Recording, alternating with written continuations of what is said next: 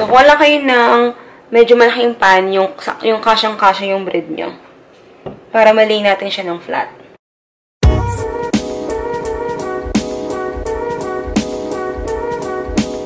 Hi guys! Good morning! Welcome back to my channel. So, today, mag-prepare lang ako ng breakfast and then, tuturuan ko kayo kung gaano kadaling gawin yung egg in a hole dito sa tinapay. So, pakita ko sa inyo. Kailangan nyo ng bread.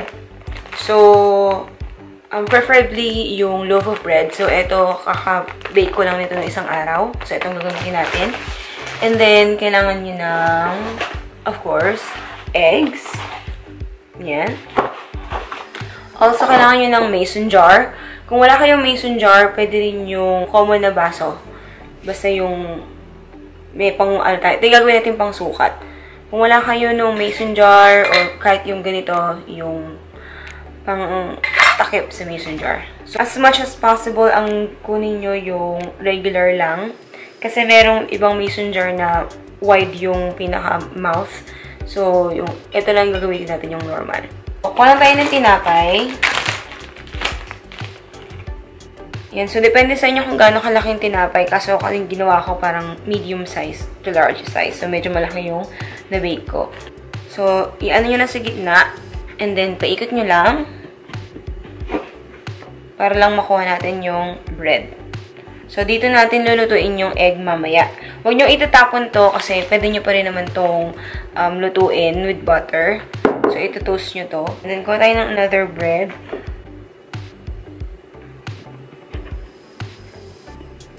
Yan. So, okay lang yan kahit masira. Magdidikit naman yan mamaya. Kailangan nyo rin ng butter. So, lagyan nyo lang ng butter yung bread nyo. Kasi nga, ipa-French toast natin to.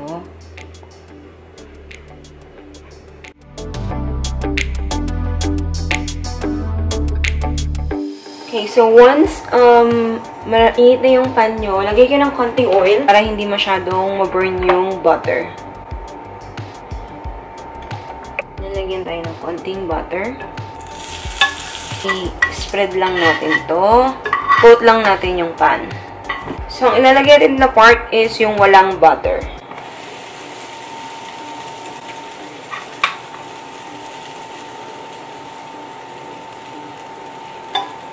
So, wait lang natin siya mag-brown.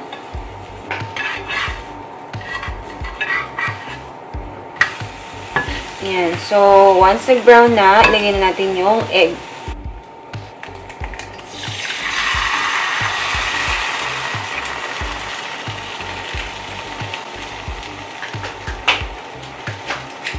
Tayo ng salt and pepper.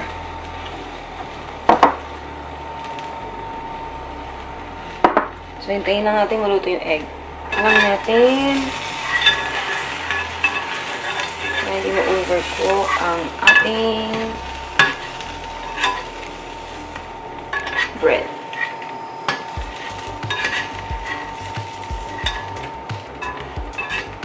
So, ito kasi sa akin to. So, i-flip ko to. Para lang maluto yung kabila.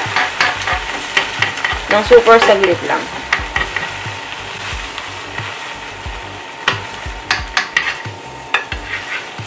So, lagay ito sa plate. Next naman natin is yung sunny side up. So, lagay tayo ng konting oil para hindi ma-burn masyado yung butter. Then, ito. Then, spread nyo lang to. Coat nyo lang yung pan. Then, lagyan natin yung bread. Yan. So, flip na natin. Then, add tayo ng butter. Yung butter sa gitna. Kasi, dyan yung egg natin. Tapos, isaglit. Yan. Para hindi masyadong ma-fry ang ating pan. And then, egg.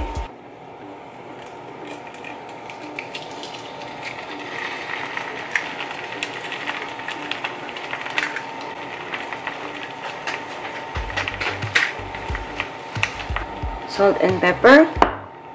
And since isa-sunny side up natin to, cover natin siya. Para lang maluto yung egg natin.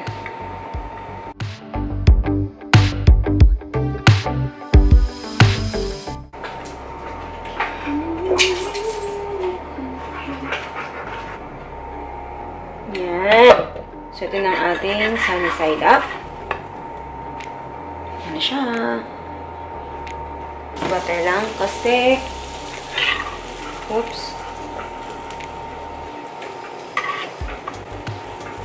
So, lutuin na natin itong. Siyempre, kailangan natin ng bacon.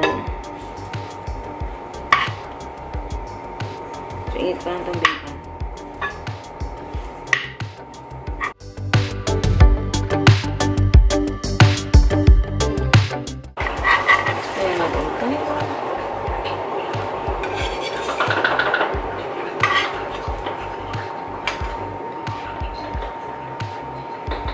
And so, tip, pag gusto nyo ng runny or sunny side up yung French toast nyo, with yung egg and a whole French toast nyo, ang gagawin nyo is, lulutuin nyo muna yung one side, and then, after na maluto na yung one side, flip nyo, and then, tsaka nyo ilagay yung itlog.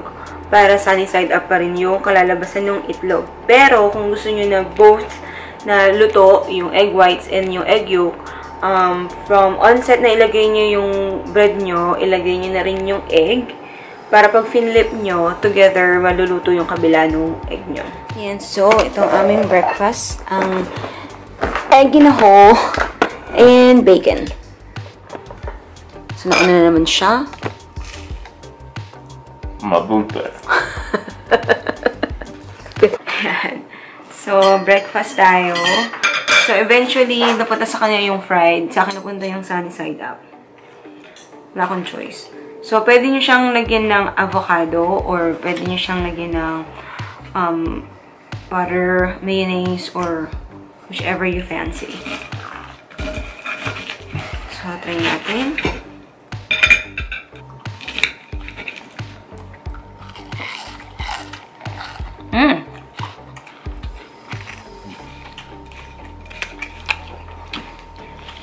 Nice crunch. Do you like it? Yep. Mabuti.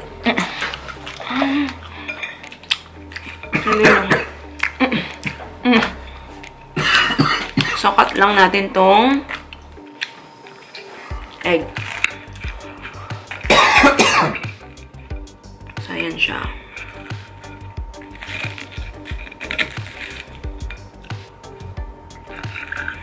Uy.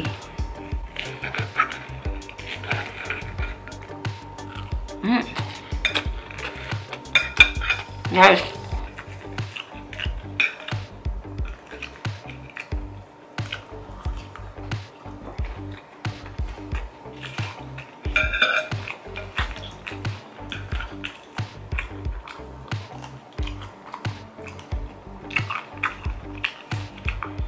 Itong bacon na to, pre-cook na to.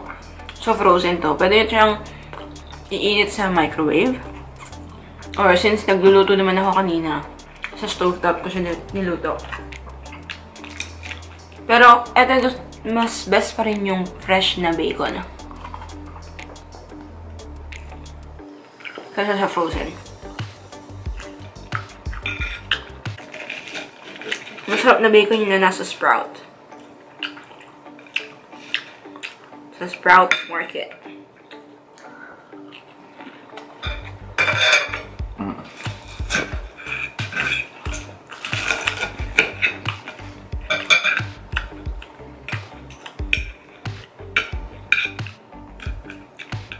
Yan.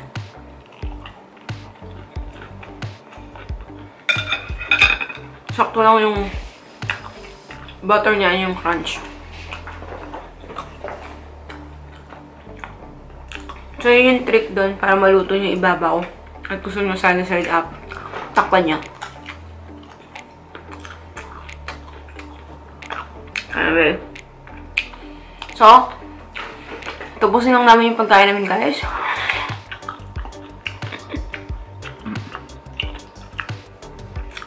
So that's all for today. So hopefully nagustuhan nyo itong vlog na to and may natutunan kayo.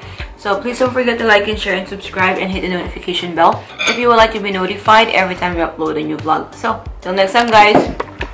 Paalam. Bye!